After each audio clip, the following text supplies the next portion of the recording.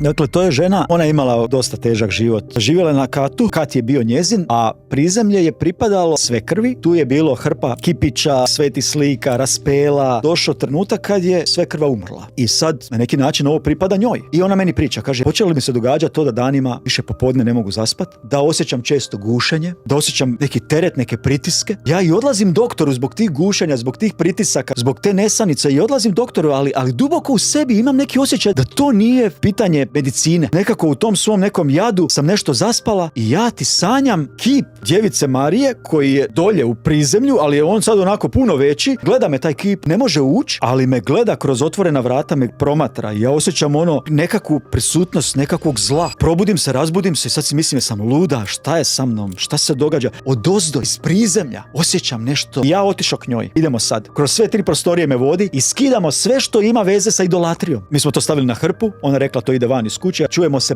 tjedan dana poslije i ona kaže prestala gušenja, problemi s nesanicom, nestale stvari, nestalo kad smo to izbacili van.